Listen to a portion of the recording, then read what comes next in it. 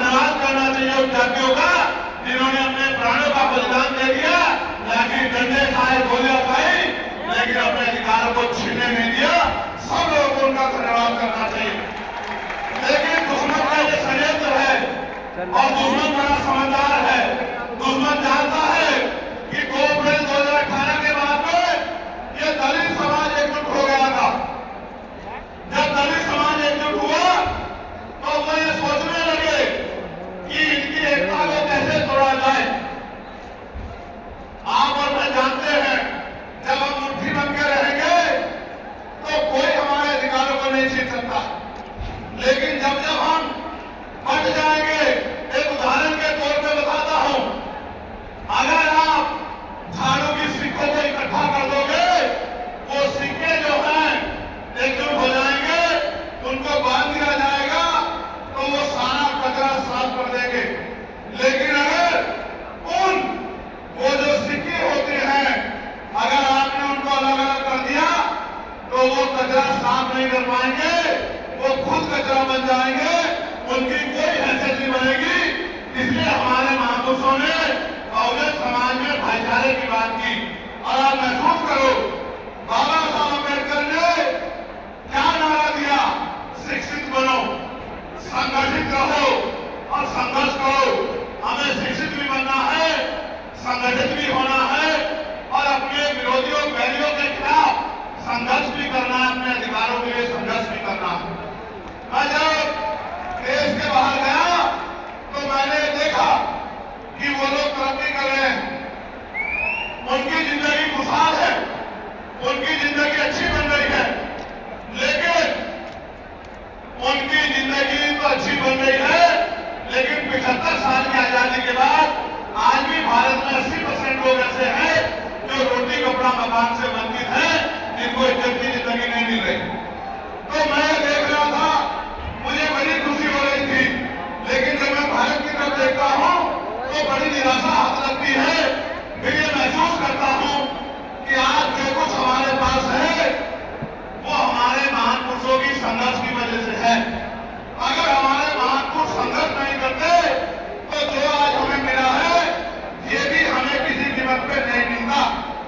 आप जानते हैं, हमेशा आरक्षण के खिलाफ चाहे सुप्रीम कोर्ट हो या मानवादी दल हो, सब लोगों ने आरक्षण को समाप्त करवाने के लिए एड़ी चोटी के जोर लगा दिए। और इसका सबसे बड़ा हमला इस पे कब हुआ? जब 10% EWS लागू हुआ।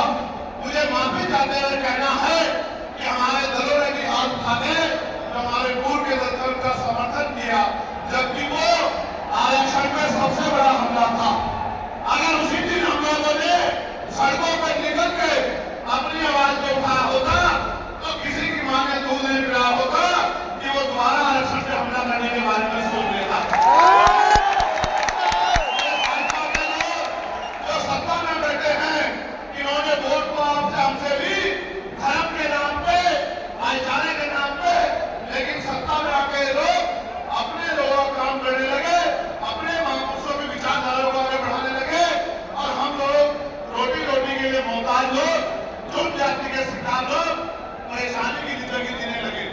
मैं चाहता हूं कि जो जिंदगी हमारे लोग ऑस्ट्रेलिया में जी रहे हैं, ऑस्ट्रिया में जी रहे हैं, इटली में जी रहे हैं, यूरोप में जी रहे हैं, पूरे अमेरिका में जी रहे हैं, कनाडा में जी रहे हैं, हॉलैंड में जी रहे हैं, नीदरलैंड में जी रहे हैं, ऐसी जिंदगी की व्यवस्था भारत में नहीं हो। लेकिन ये तभी संभव है जब राजनीतिक शक्ति हमारे पास हो। अगर राजनीतिक शक्ति भाजपा और कांग्रेस के पास रहेगी तो हम लोग इज्जत की जिंदगी देश में नहीं जी सकते। इस बात को आप लोग भी ध्यान रखना। ये मैं नहीं कह रहा हूं, ये बाबा साहब अम्बेडकर ने कहा, political power is the master की। राजनीतिक सत्ता वो चाबी है जो आपकी सारी परेशानियों का हल कर देगी। और राजनीतिक सत्ता जिनके पास है उनके लोग हजारों करोड़ में रुपए लेके भाग जाते। उनके लोग उनके पूंजीपतियों के लाखों करोड़ रुपए माफ करते जाते। लेकिन अगर आपका 10,000 रुपए का बिल भी बाकी हो तो 10,000 रुपए का बिल भी अगर आप नहीं दोगे तो मुकदमा लिख के आपको जेल भेजने का काम सरकार कर देगी और आपके घर की कुर्की भी करा देगी। आप किसानों का, मजदूरों का हाल देख लो, आप नौजवानों का हाल देख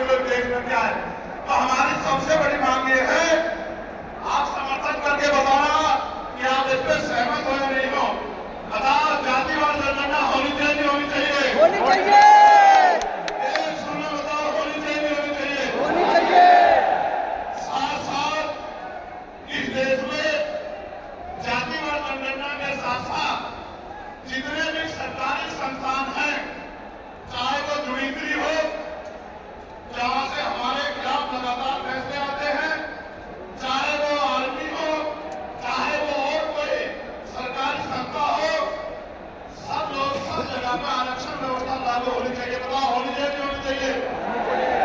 दोनों हाथ आगे बताओ होनी चाहिए नहीं होनी चाहिए? बहुत अच्छी बात है। साथ साथ हमारी ये भी मांग है जो मैंने पार्लियामेंट में भी उठाई कि निजी क्षेत्रों में आप इस बात को समझो बोल करके इस देश में 2% सरकारी नौकरियां, कितने परसेंट? जोर से बताओ।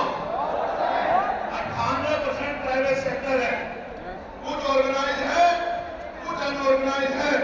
आप ये देखो 2% में तो बंटवारा है, लेकिन 98% में पुरानी सत्ता वाले लोग और आज की सत्ता वाले लोग सांप की तरह कुंडली मार के बैठे हैं। ना वहां SC/ST के लोगों का कोई प्रतिनिधित्व है, ना OBC के लोगों का है, ना ही मुस्लिम लोगों का है। तो हमारी मांग ये भी है कि अब समय आ गया है कि निजी क्षेत्रों में भी आरक्षण की व्यवस्था होनी चाहिए। होनी चाहिए नहीं होनी चाहिए? बताओ। दोनों हाथ जोड़ के बताओ, जोर से बताओ होनी चाहिए नहीं होनी चाहिए? साथ साथ हमारी ये मांग है कि प्रमोशन में रिजर्वेशन भी इस देश में लागू होना चाहिए। शेड्यूल कास्ट, शेड्यूल ट्राइब और बैकवर्ड के लोगों के लिए प्रमोशन में रिजर्वेशन भी सरकारी संस्थानों में लागू होना चाहिए। लागू होना चाहिए, लागू होना चाहिए? बताओ, जोर से बताओ। हमारी ये भी मांग है कि मंडल कमीशन की बाकी सिफारिशें भी लागू होनी चाहिए, क्योंकि जब तक मंडल कमीशन की बाकी सिफारिशें लागू नहीं होगी तब तक पिछड़े वर्ग के लोगों को बराबर की हिस्सेदारी और सम्मान नहीं मिलेगा। हमारी ये भी मांग है, सरकार कह रही है कि क्रीमी लेयर लागू करना चाहिए और जज साहब भी कह रहे हैं क्रीमी लेयर लागू करना चाहिए। मैंने पार्लियामेंट में पूछा कि भारत में इतने शेड्यूल कास्ट के लोग, शेड्यूल ट्राइब के लोग अरबपति बन गए, इसका डाटा आपको सार्वजनिक करना चाहिए, आर्थिक आंकड़े सार्वजनिक करने चाहिए। तब हमें पता लगेगा कि क्रीमी लेयर की स्थिति में हम आए